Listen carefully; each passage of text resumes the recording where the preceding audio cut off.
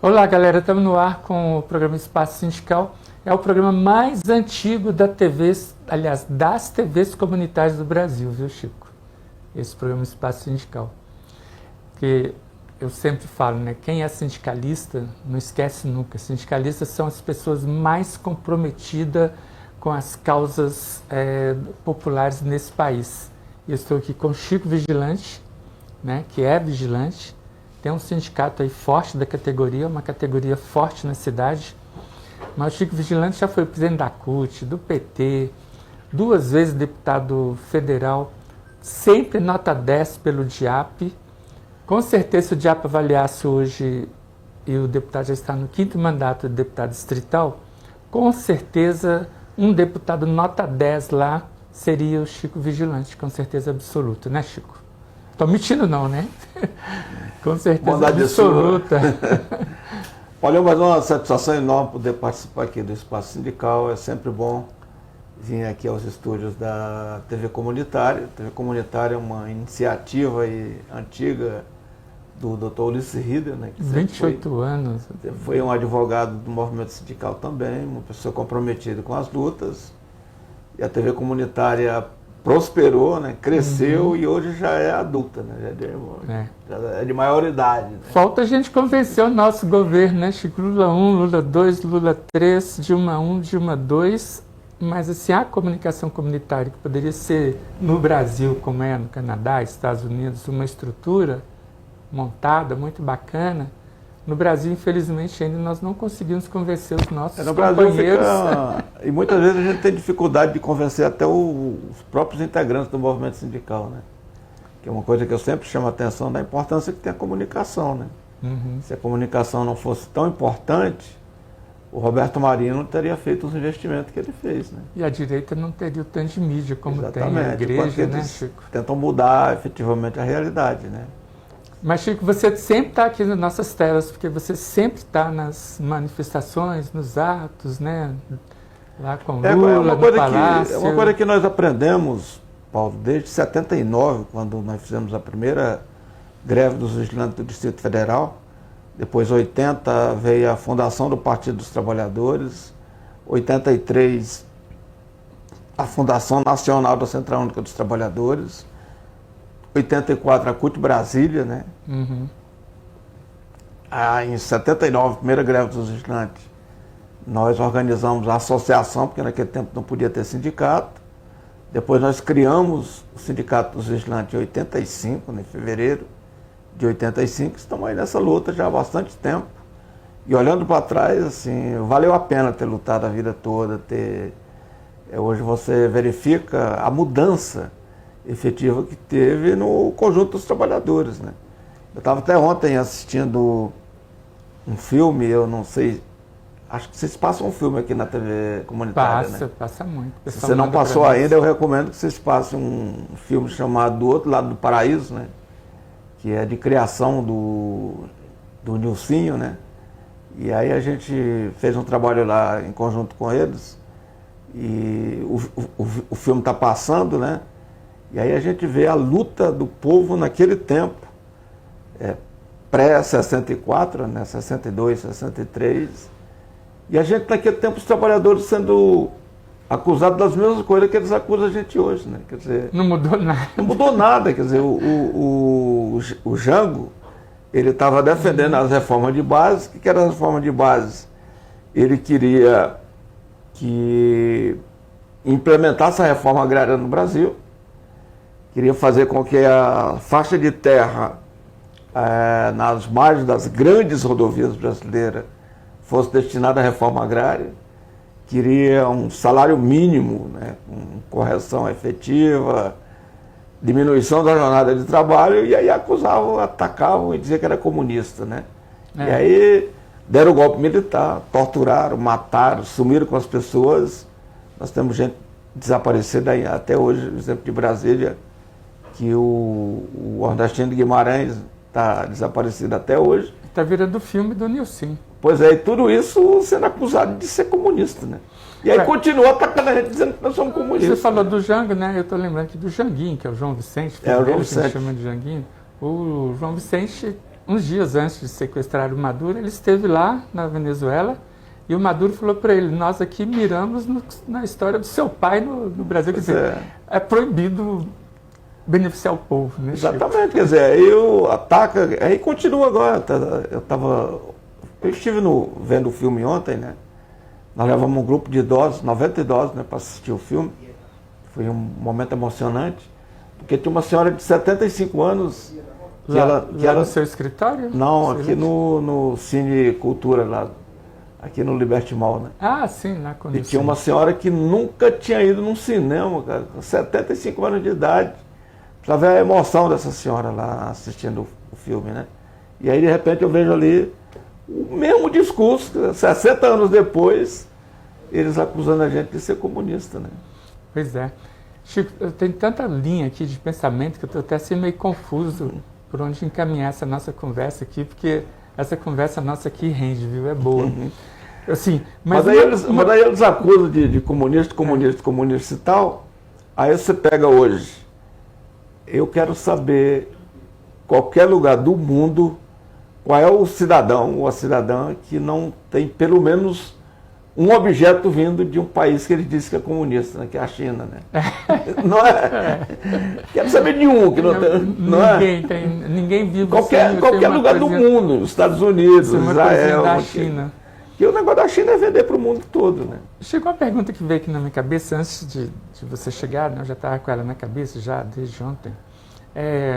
Você já parou para imaginar, assim, dos seus mandatos, né? Quantas são as suas conquistas que beneficiam o povo brasileiro, o povo de Brasília, né? Todas as cidades de Brasília? São tantas que... Tem tanta conquista aí que... Você também se perde. É difícil até enumerar, mas tem algumas que me dá bastante orgulho. Uma mais recente, por exemplo, uma lei que está sancionada e valendo, que a gente chama de 60 a mais, né? Que são as pessoas com mais de 60 anos de idade poder andar gratuitamente nos transportes públicos do Distrito Federal. Tá?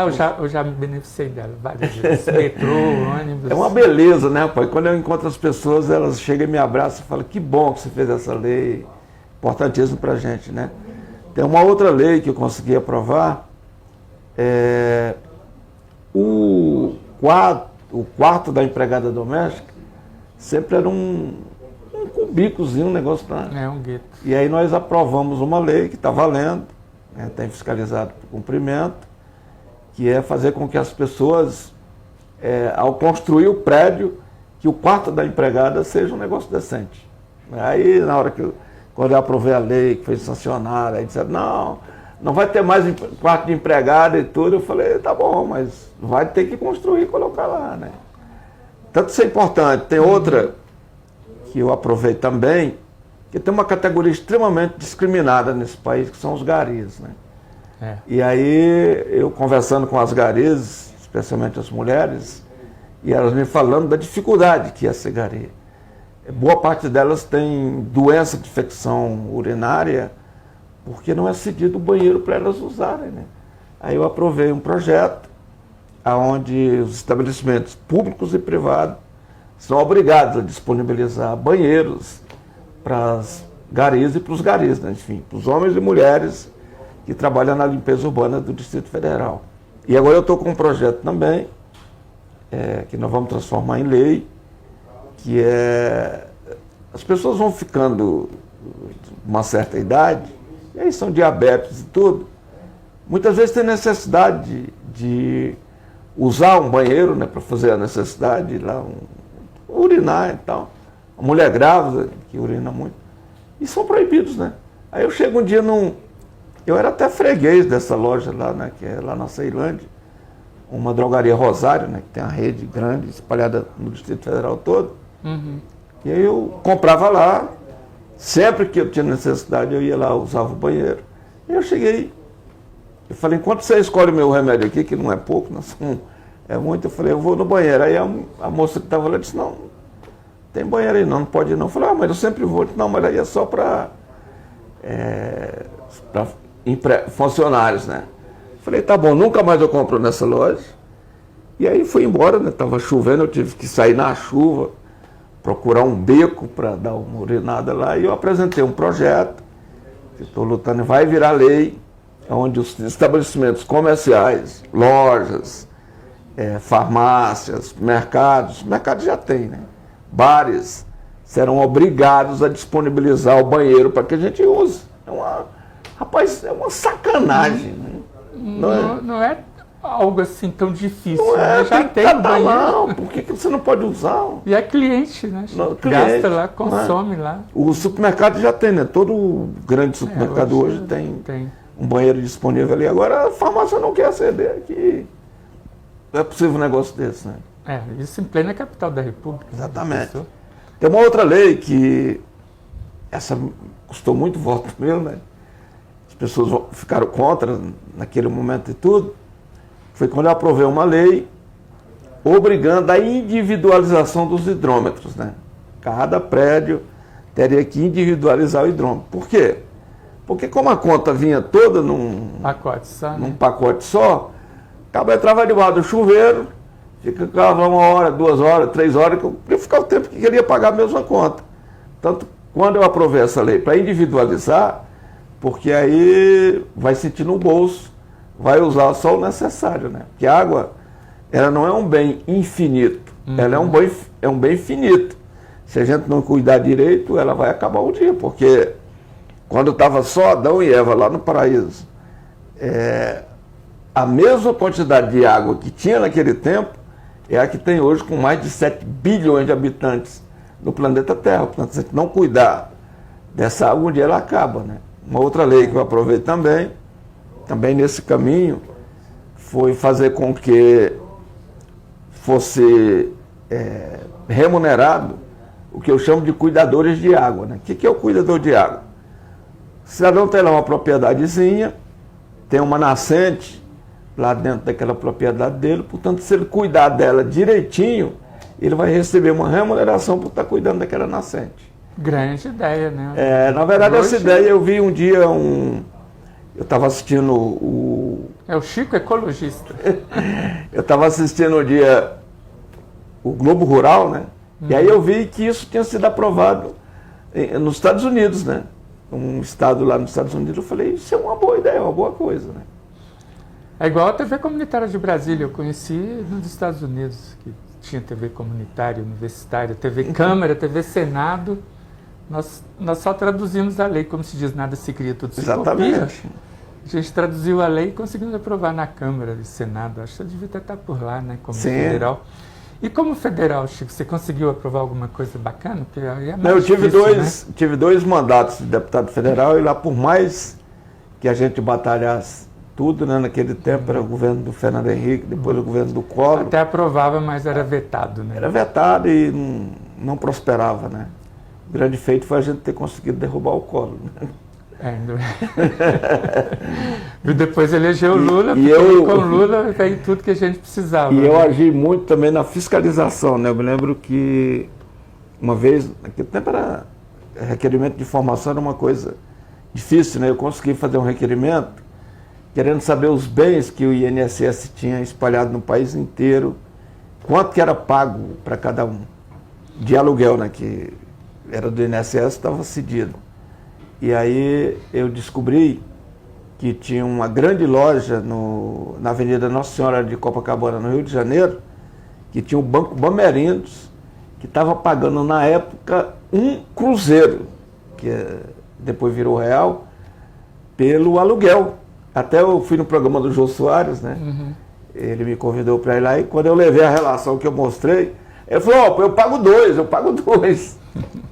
Quer dizer, são essas coisas, né? Eu estou lembrando de uma grande vitória aqui sua, Chico, que eu tenho certeza absoluta que eu acompanhei bem de perto isso.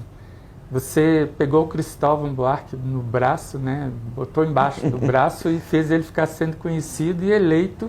94. E aí veio a Bolsa Família, né? Exatamente. Que hoje o Lula está despejando no mercado quase 18 bilhões. Exatamente. É muito dinheiro, né? O governo Cristóvão, ele fez um excelente governo aqui no Distrito Federal. É pena que ele não foi reeleito, né?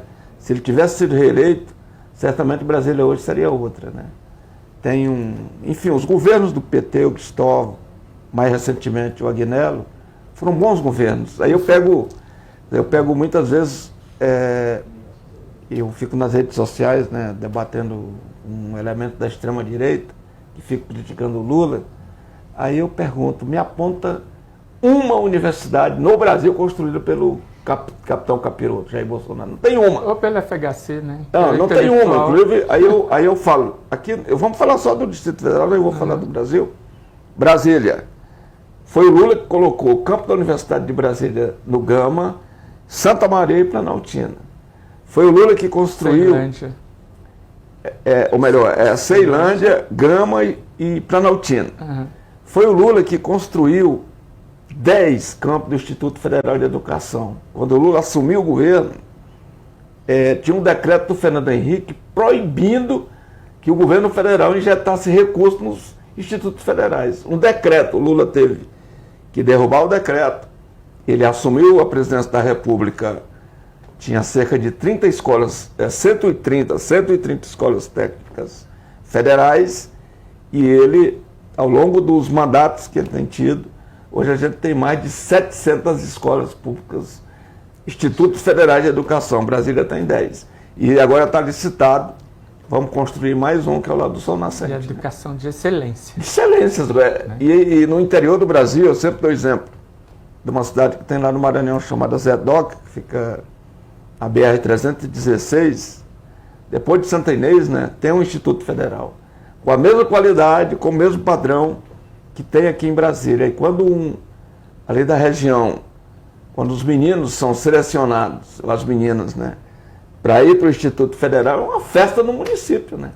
Porque sabe que vai aprender mesmo, né? São coisas extraordinárias, né? Mas é bom, eu só quero reforçar aqui, Chico, que você ser responsável pela eleição do Cristóvão, isso até ele reconhece, não sei o que eu estou falando. Eu andei com vocês, né, naquela época. Sim. Eu que carregava o Cristóvão para onde você estava, porque ele nem sabia onde é que era. Então eu tenho muito essa história também. É porque foi o primeiro governo do PT, Exatamente. Né? Governador do PT do Exatamente. país. E hoje o PT já está no 5º mandato, né? Aí tem muitas coisas que... De presidente da República. Tem muitas coisas que depois o governo do presidente Lula replicou. Você falou da Bolsa Família, que não é que hoje...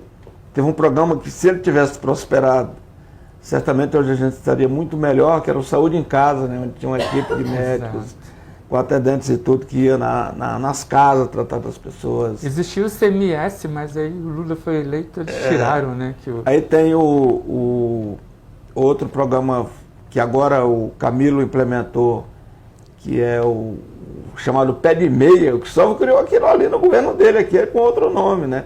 Onde pagava os meninos e as meninas que passavam na verdade, é uma poupança escola, né? Exatamente, era poupança escola, era esse o nome, né?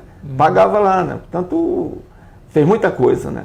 Aí depois houve desentendimentos que existem na política e tudo, mas o Cristóvão tem que ser reconhecido por tudo que ele fez.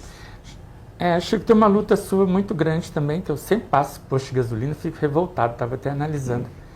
Você vai lá em São Paulo, no Paraíso, onde começa a principal avenida de São Paulo, que é a Paulista, gasolina é R$1 a menos do que Brasília.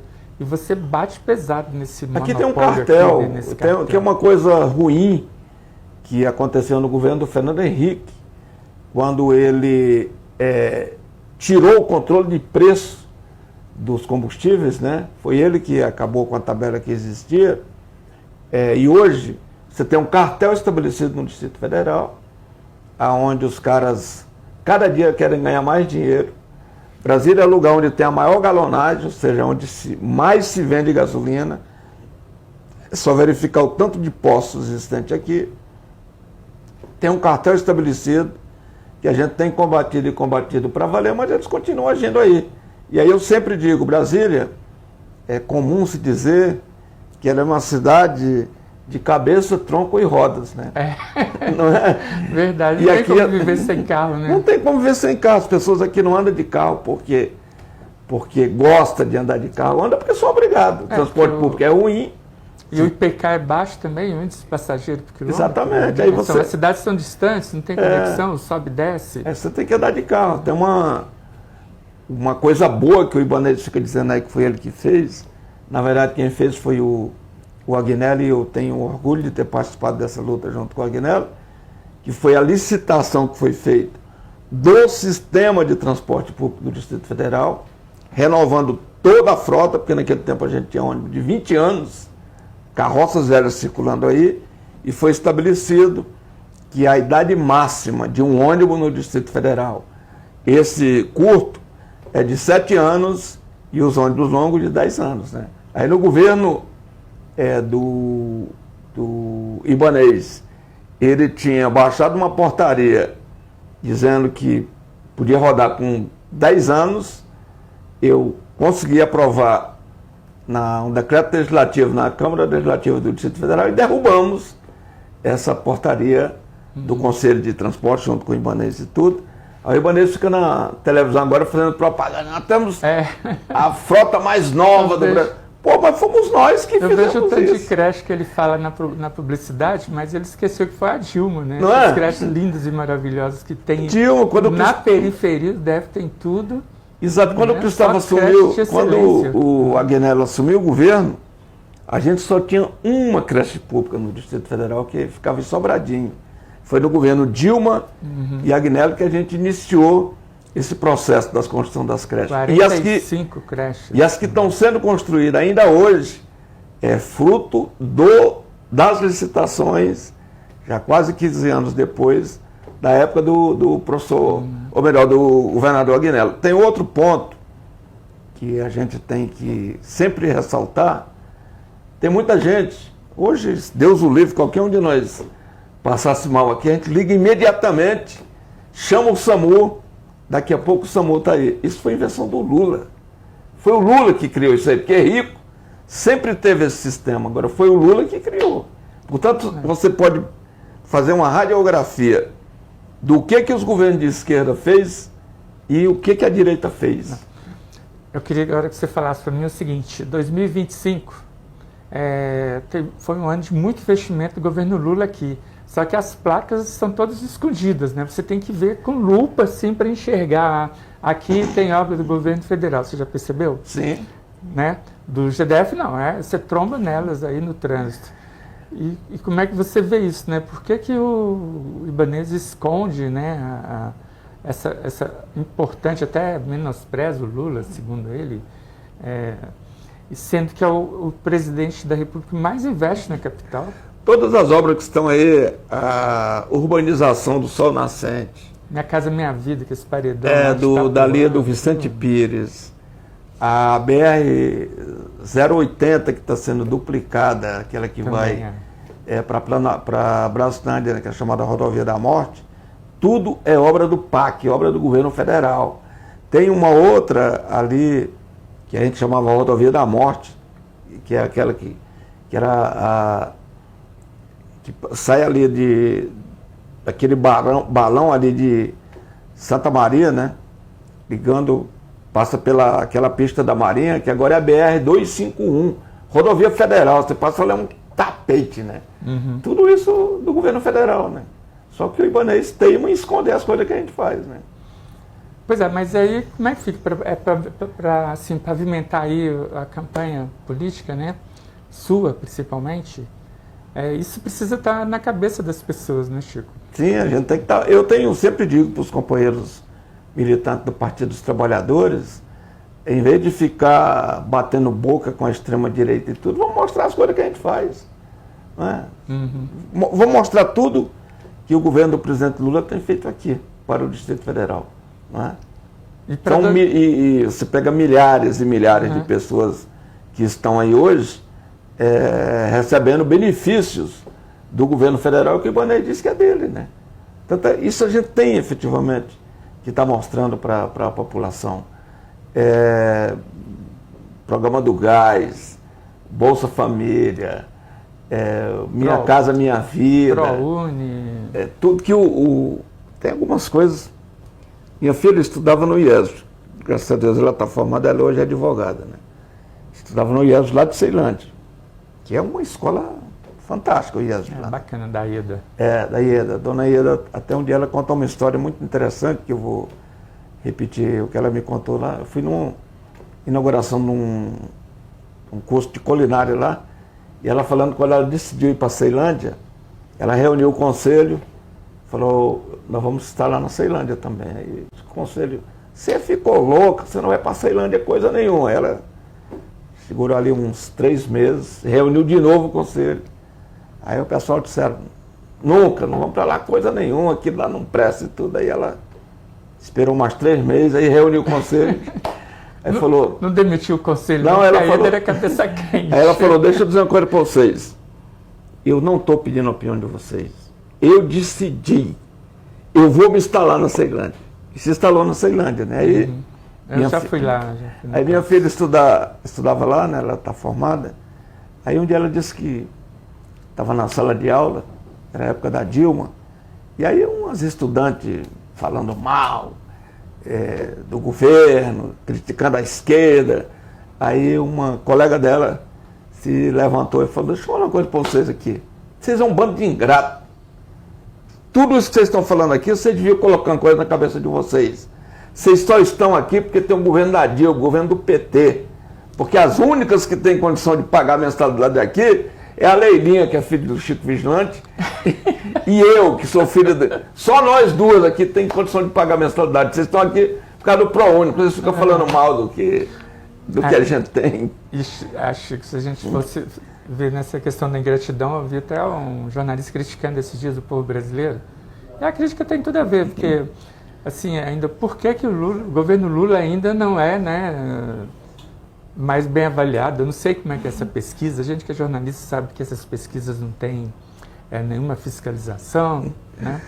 É igual jogar na loteria, o aleatório não tem fiscalização. Na verdade, eles fazem de um jeito aonde eles... O Lula está tão bem que eles não têm como esconder tudo, né? Aí hoje eu estava olhando uma pesquisa com você hoje, que dá ele ganhando no primeiro, segundo turno e tudo aí. Em todos os cenários, mas o governo dele não é bem avaliado. É um negócio maluco, né? Meio esquisito. Chico, para a gente caminhar para o final, então, me diz quais são suas perspectivas aí para esse ano 2026, um ano que o mundo está assim meio de pata para riba, como se diz, né? Começou com o sequestro do Maduro e agora o Trump... o cara está sendo julgado lá, mas já tirou, não é mais traficante, o Maduro. Aí o cara quer mexer com a Groenlândia, com o Irã, com a China, com a Rússia, com a Venezuela, com Cuba, Nicarágua. Quer dizer, um cara maluco, como diz o Lula, quer governar pelo Twitter, né? Rapaz, hoje com a Europa inteira, até vocês falaram, mexendo com a Europa inteira. Hoje eu parei hoje pela manhã e fui assistir o pronunciamento do Trump lá em Davos, né? Rapaz, eu acho que ele é doido. Eu cheguei à conclusão que ele é doido, viu? Porque ele é narcisista, e o tempo todo ele se elogia a ele mesmo, né? Ele é o melhor ser humano do mundo, o cara mais extraordinário que tem no mundo, não tem outro país a não ser os Estados Unidos, o tempo todo falando mal do Trump. Ele devia... Não sei se os Estados Unidos têm estatuto do idoso, ele devia respeitar o Trump até pela idade, cara. Ele fica um ano depois só fala mal do Trump, dizendo que a economia americana é a que mais cresce, dizendo que, quando a gente sabe que não é. A gente sabe que o americano está pau da vida com a inflação, o americano está insatisfeito com a maneira com que ele está tratando os imigrantes. Os imigrantes são fundamentais para a sustentação da economia americana, até porque tem determinado na agricultura, em outras funções, se não tiver imigrante, construção civil e outros, se não tiver. Aí ele só fala em armar o mundo, ele acha que ele é o xerife do mundo, até o dono. Então, qualquer coisa eu vou lá e invado. Aí ele atacando as coisas que são fabricadas na China e na Rússia, dizendo que o sistema de defesa da Venezuela, que ele foi lá que os caras não dispararam um tiro porque o sistema não presta, que ele neutralizou tudo antes, quando eu não tenho prova, mas eu tenho o direito de achar, de que ali teve sabotagem, de que ali teve traição, de que ali não fizeram efetivamente a defesa do Maduro, né? E Mas mesmo assim mataram 32 cubanos e 15 venezuelanos no dia e machucaram muito a a esposa do Sim. Maduro, que é a E aí deputada federal lá, né, a Cília. E aí ele não invadiu a Venezuela porque o Maduro era ditador.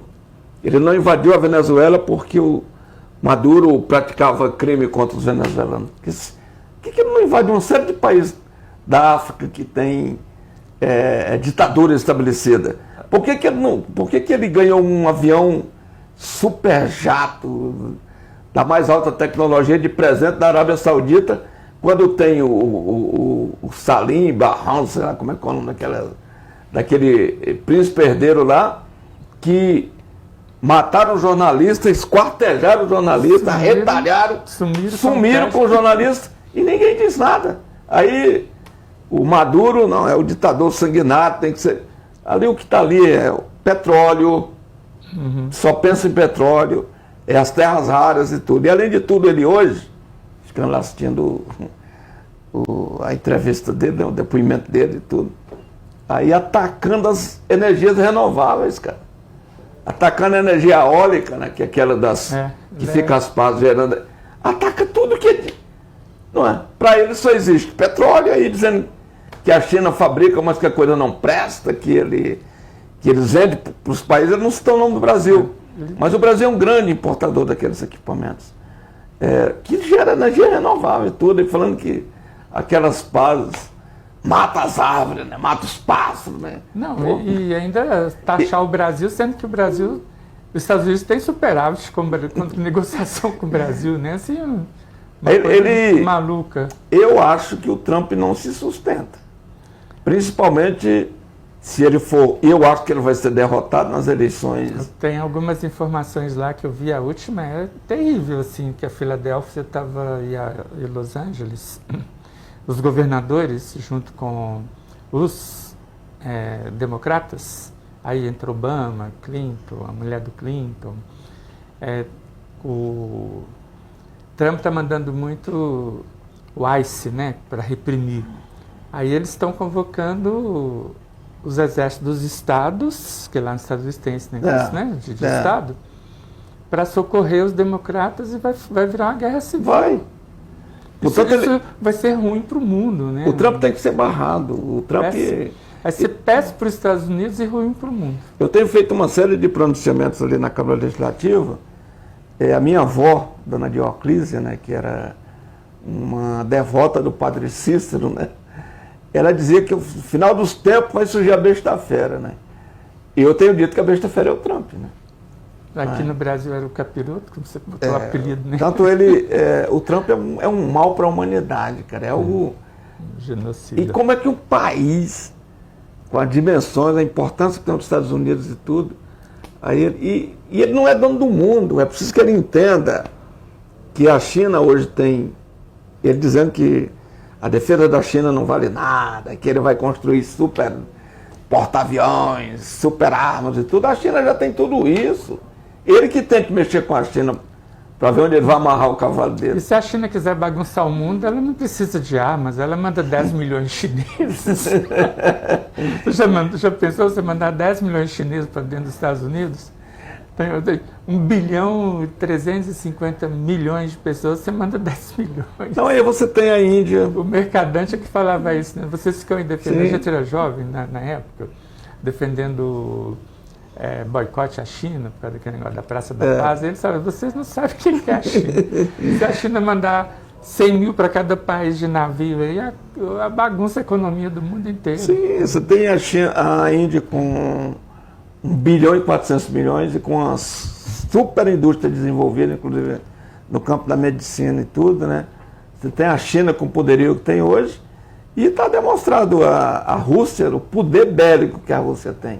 Até muitas vezes as pessoas, estava vendo um comentário outro dia, falando, não, porque os Estados Unidos, a Rússia, a China, tem ogivas nuclear que se quiser acaba com o mundo 30 vezes. Pô, não precisa de 30, só precisa de uma vez.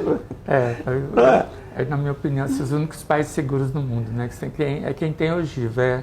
É Israel, é Coreia do Norte, China, Paquistão, Rússia, França e Alemanha. Estados Unidos. Eu não sou belicista, não, Mas para mim um dos maiores erros cometido pelo Collor foi quando ele colocou aquela pá de cal naquele poço de teste que tinha lá em Alta Floresta, na Amazônia, que era o início de ser construído o nosso artefato nuclear, né? A gente tinha que ter para defesa. Pois é, tá aí, né? O país seguro.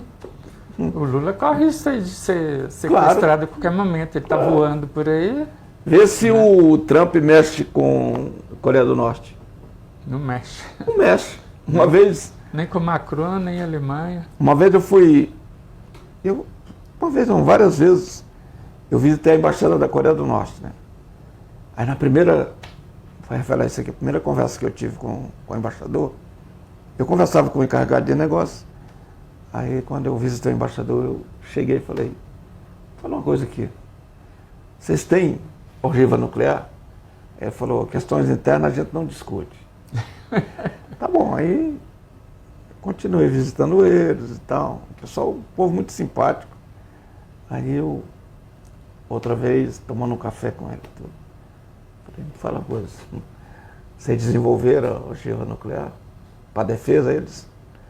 A gente continua sem discutir as questões internas. Aí quando a gente tinha adquirido mais confiança, eu disse, fui visitar de novo, eu perguntei. A mesma pergunta, ele falou, deixa eu lhe falar uma coisa. A gente vive lá numa península, o Japão, os japoneses invadiram o nosso país e eles ficaram 30 anos dominando a gente. Nós fomos escravizados durante 30 anos. Falou de 100 mil mulheres coreanas, da Coreia do Norte, foram estupradas pelos japoneses. 100 mil mulheres. Ele falou, e quando o nosso líder, o Kim Jong-un, né, não, Kim Jong-un era o pai, o bisavô do Kim Jong-un, que está lá agora. O nosso líder, o nosso máximo, quando ele libertou a gente teve que se armar, a gente teve que ir para defesa. Aí eu falei, só não precisa dizer mais nada, eu já entendi. Vocês têm a ogiva nuclear. Tudo ou nada. E tem, eles estão certos em ter. Chico, qual a sua mensagem aí, olhando na câmera ali para a galera? É que a gente continue acreditando no Brasil. O Brasil é um país gigante, o Brasil é importantíssimo. E que a gente repila a extrema-direita em 2026. Fundamental a reeleição do presidente Lula, mas não basta eleger o Lula.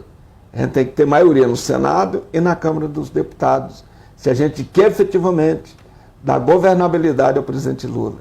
Certamente, 2026 será o último mandato do Lula, né, porque ele, com 84 anos, ele também tem o direito de descansar, mesmo ele dizendo que vai viver 120 anos, né, ele tem capacidade para isso, mas é muito importante.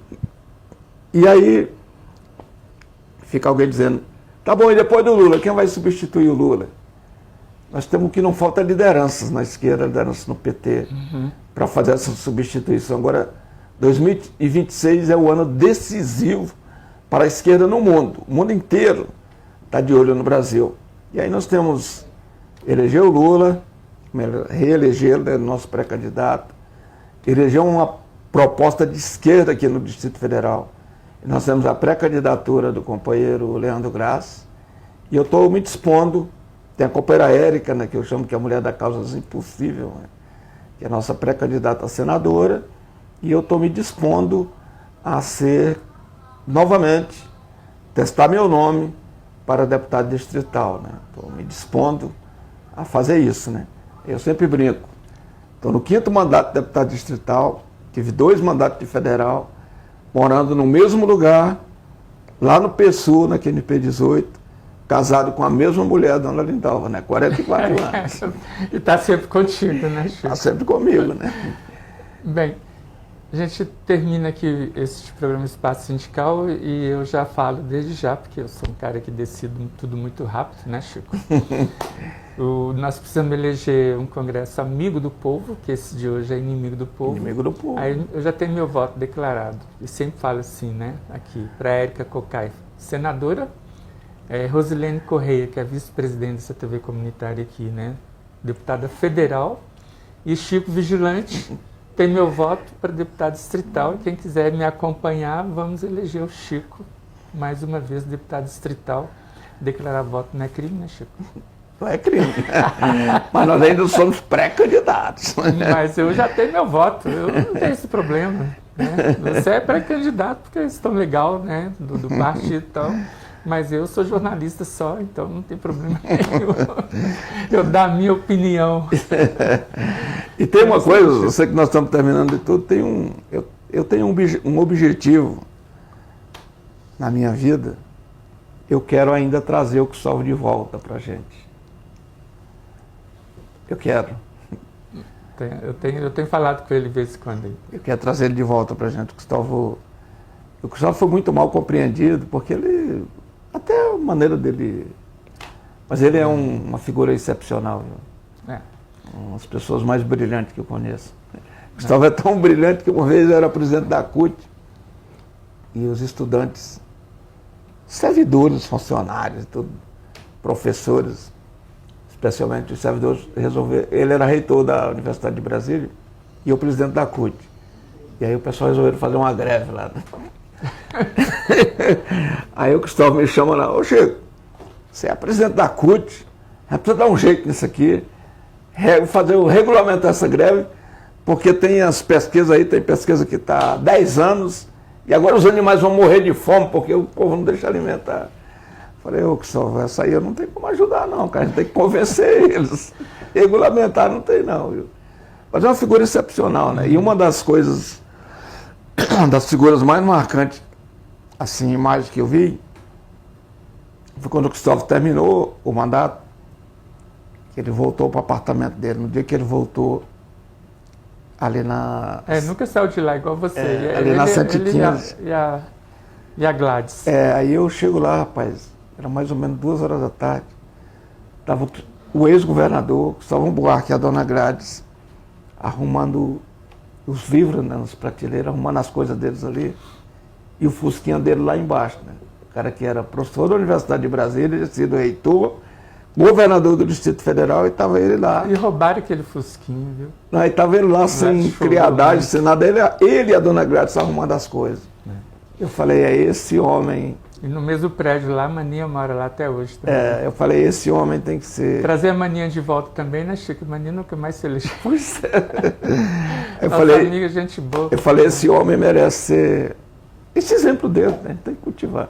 Obrigado, Paulinho, falando demais. E se deixar, a gente vai ficar aqui.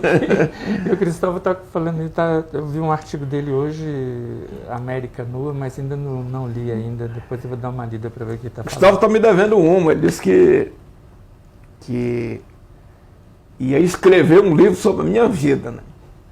Nós até gravamos um dia, começamos, ele disse: não, vamos fazendo as gravações, depois eu vou arrumar e tudo. Nunca. Aí ele falou que seria... Vamos cobrar. Falei que seria o vigilante da Estrela Vermelha, né? Oh. E eu tô esperando. Eu falei: pô, Cristóvão, gravamos e nunca mais falamos do livro.